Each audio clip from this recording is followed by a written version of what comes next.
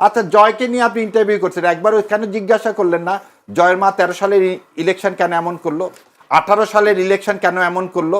আপনি তো সেই প্রশ্ন জিজ্ঞাসা করেননি। আপনি গদগদ হয়ে তাকে কি বানাতে চাইলেন? আপনি বাংলাদেশের আইটি সেক্টরের মহানায়ক, সে বিপ্লবের ধারাকায়। আপনারা এই প্রশ্ন করলেন কেন? কেন আপনারা তাবেদার, আপনাদের কোনো মেরুদণ্ড নাই। এবং মেরুদণ্ডহীন লোক আপনারা করেন কি, ইন্ডিয়া ওপারে যা বলে সেই টাকা পেয়ে যা বলতে বলে এদেশের মিডিয়াতে আপনারা তাই বলেন এবং তাই করতেছে।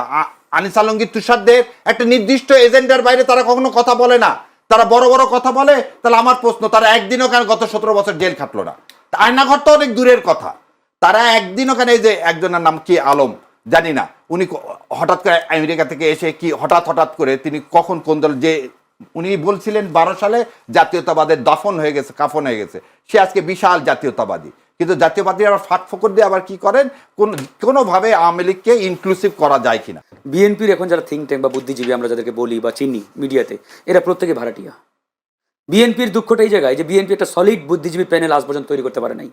এই ভাড়াটিয়া বুদ্ধিজীবীদের দিয়ে আসলে কতটুকু তারা সাকসেস হবে সেটা ভবিষ্যৎ বলে দেবে। নিহারি খেতে খেতে নিহারি চুষবো আর সেই ছবি দিব। আর আমি বলবো এই ছেলেটার বিষয়ে আসলে অনেক কিছু বলার আছে। এই কথা বললে আপনি কি ভাবেন, কি মেসেজটা সাধারণ মানুষকে দিচ্ছেন? আপনি আনিস আলমগীর করেন না, এই কথাটা কিছু বলেন না, ছবিটা দিয়ে নন্তকে নিয়ারি খেতে যাচ্ছেন হাতি যেদিন আপনি গুলিবিদ্ধ হলেন। সেটা এই দেশের এই সোনার বাংলা সন্তানেরা, মেজর জলিলরাতে এই ভারতীয় আধিপত্যবাদের বিরুদ্ধে কথা বলছে বলেই ইন্ডিয়া তো পারেনি আমাদেরকে সিকিম বানাতে। সবার সামনে দেখায় ইতিহাসের চিহ্নপত্র, এই 3য় খণ্ডের পেজ নম্বর 699। আমি একটু পড়তেছি। শহীদুল্লাহ কায়সারের মৃত্যুর সংবাদ শুনে জহির রায়হান একেবারে ভেঙে পড়েন। সাংবাদিক সম্মেলন করলেন 17 তারিখে, করে তিনি বললেন, আমি শ্বেতপত্র প্রকাশ করব। বুদ্ধিজীবীদের হত্যার জন্য তিনি আওয়ামী লীগ নেতৃত্বকে দায়ী করেন এবং মুজিবনগর সরকারের সকল গোপন তথ্য ফাঁস করে দিবেন বলেও ঘোষণা করেন। এখন আপনার কথায় আসি, ভারত যে ভাই সাহায্য করার কথা বললো, ভারত খুব পরোপকারী সাহায্য করবে। কাশ্মীর দখল করলো কেন? নাগাল্যান্ড মিজোরামবাসী তাদের স্বাধীনতার জন্য ঘোষণা করলেন, আপনি নাগাল্যান্ড মিজোরামের মাটিকে রক্তে লাল করে দিলেন। আপনি হায়দ্রাবাদকে জোরপূর্বক কি করলেন, ভারতের মধ্যে নিয়ে নিলেন। সিকিমকে নিলেন, গোয়াকে নিলেন, 12টা প্রিন্সেস স্টেটকে নিলেন। হঠাৎ আপনার এত ভালোবাসা হয়ে গেল কেন বাংলাদেশকে আপনি স্বাধীন করার জন্যে? আচ্ছা বুঝলাম, 16 তারিখে যখন পাকিস্তান সেনারা আত্মসমর্পণ করলেন, আমার তো মুক্তিযোদ্ধারা ছিল, তাদের হাতে তো অস্ত্র ছিল। আপনি প্রতিটা ডিস্ট্রিক্ট, জেলা, ইউনিয়ন পরিষদে কেন ইন্ডিয়ান সেনাবাহিনী পাঠালেন এবং সমস্ত অ্যাডমিনিস্ট্রেশন দখল করে নিলেন, ইনক্লুডিং আমাদের সেক্রেটারিয়েট? ভাই, সত্যকে সত্য মানতে হবে। ভারত চেয়েছিল হায়দ্রাবাদের মতো, কিন্তু ভারত সেটা পেরে ওঠেনি, কারণ আমরা সেটা করে উঠতে দিইনি। সেই জন্যেই 22,000 যে জাসদ কর্মী, মানে সেটা এই দেশের এই সোনার বাংলা সন্তানেরা। মেজর জলিলরাতে এই ভারতীয় আধিপত্যবাদের বিরুদ্ধে কথা বলছে বলেই ইন্ডিয়া তো পারেনি আমাদেরকে সিকিম বানাতে। আর আপনার কথা এখন আসি, জামাতে ইসলাম বিএনপির সাথে 5 বছরে 2টা মন্ত্রিত্ব ছিল। তার চেয়ে বড় একটা সত্য কথা শোনে, রাইট ইজ ব্লক 91-96-তে ছিল না, আমরা তো সমর্থন দিচ্ছি, কোনো মন্ত্রিত্ব ছিল না, কোনো এমপিও না হয়নি, কিছু না হয়নি। রাইট ইজ ব্লকে আপনি আবার যাদেরকে রাইট ইজ বলতেছেন, এই রাইট ইজ ব্লকের থিঙ্ক ট্যাঙ্ক বাংলাদেশে একটা বলেন তো? গত 54 বছরে একটা থিঙ্ক ট্যাঙ্ক করতে দেয়, যেমন সিপিডি। আপনি দেখেন সিপিডি কি দেবব্রতরা করে ফেলে দিছে, ওখানে ডানপন্থী কেউ আছে না। আপনি দুর্নীতির বিষয়ে কি আছে? আপনি যতগুলো থিঙ্ক ট্যাঙ্ক, শাহরিয়ার কবির থেকে শুরু করে মুনতাসির মাউন্ট, আমাদের এটা হচ্ছে আমাদের ব্যর্থতা। এটা আমি বলবো না যে বাংলাদেশ জামাতে ইসলামের ব্যর্থতা, এটা বিএনপির ব্যর্থতা, যে আমরা থিঙ্ক ট্যাঙ্ক করে আজ পর্যন্ত সঠিক ইতিহাস মানুষের গোড় দরায় পৌঁছায় দিতে পারিনি, যেটা সবার কাছে গ্রহণযোগ্য হবে। এই জন্যেই 17 বছর শেখ হাসিনা এই খেলা খেলছে, 5 বছর শেখ মুজিব খেলছে। কখনোই যুদ্ধ অপরাধীদের সঠিক বিচার করলেন না, কখনো বুদ্ধিজীবীদের সঠিক বিচার করলেন না, কখনো আমাদের মুক্তিযোদ্ধাদের কন্ট্রিবিউশন। আপনাকে এটা কথা বলি, মেজর জলিলকে আপনি কেন কোনো খেতাব দিলেন না? মেজর জলিল একটা সেক্টর কমান্ডার, তিনি, আপনি কর্নেল তাহেরের কথা ধরেন, তাদেরকে কেন আপনি পুরস্কার দিলেন না? জাসদ করায় কি অন্যায় ছিল? তাহলে এই প্রশ্নগুলো যদি উত্তর খুঁজতে যান, তাহলে এই উত্তর পেয়ে যাবেন। এদেশে যারা এদেশের মাটি মানুষকে ভালোবাসে, যারা ভারতের আধিপত্যবাদের বিরোধিতা করে, তাদেরই হবে কি, তারা কোনো খেতাব পাবে না, তাদেরই হাদির মতো অবস্থায় পরিণত হচ্ছে। আমি একটা প্রশ্ন করে, হয়তো আমরা হাতে সময় একদম নাই। আপনি আনিস আলমগীরের কথা বলছিলেন। আনিস আলমগীর আপনি বলছিলেন যে ভারতীয় আধিপত্যবাদের বিষয়টা তারা প্রতিষ্ঠা করবার চেষ্টা করছে। এই যে মানুষ এখন আনিস আলমগীর এখন কারাগারে, যদি বলে 5 দিনের রিমান্ডে হয়েছে।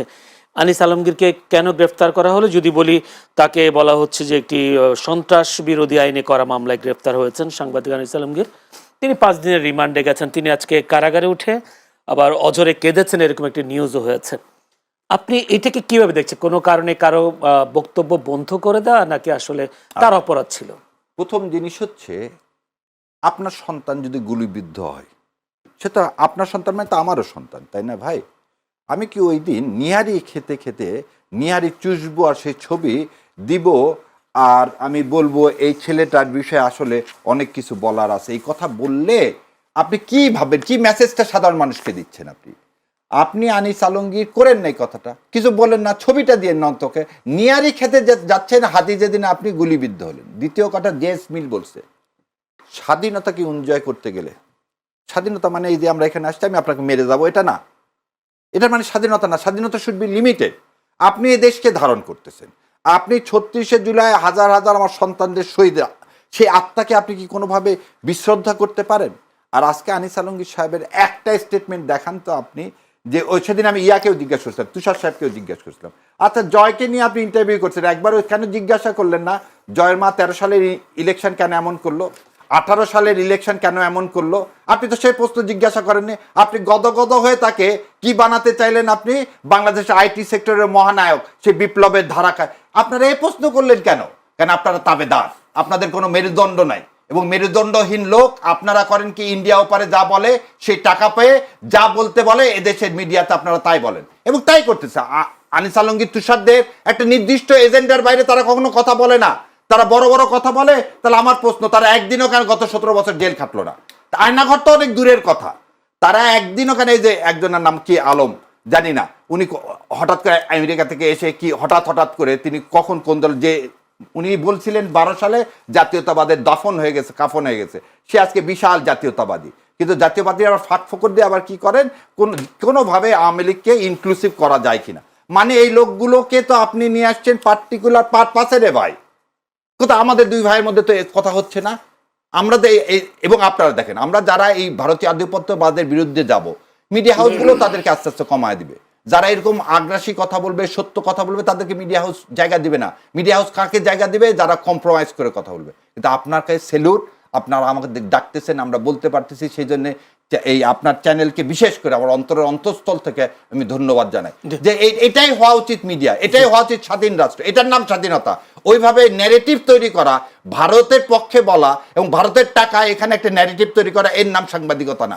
ধন্যবাদ দর্শক, ধন্যবাদ দর্শক। আমাদের হাতে একেবারে সময় নেই, আমরা শেষ করতে চাই আজকের এই অনুষ্ঠান। 30 সেকেন্ড। 30 সেকেন্ড। মানে ওই যে বুদ্ধিজীবীর কথা যেহেতু আসছে, আসলে বিএনপির যারা বুদ্ধিজীবী, এখন ভাই একটা বিশেষ ব্যক্তির নাম বলছে তো এই জন্য মনে পড়লো। আসলে আমাদের মানে দুঃখটা কথা জানেন, বিএনপির এখন যারা থিঙ্ক ট্যাঙ্ক বা বুদ্ধিজীবী আমরা যাদেরকে বলি বা চিনি মিডিয়াতে, এরা প্রত্যেকে ভাড়াটিয়া। বিএনপির দুঃখটা এই জায়গায় যে বিএনপি একটা সলিড বুদ্ধিজীবী প্যানেল আজ পর্যন্ত তৈরি করতে পারে নাই। এই ভাড়াটিয়া বুদ্ধিজীবীদের দিয়ে আসলে কতটুকু তারা সাকসেস হবে সেটা ভবিষ্যৎ বলে দেবে।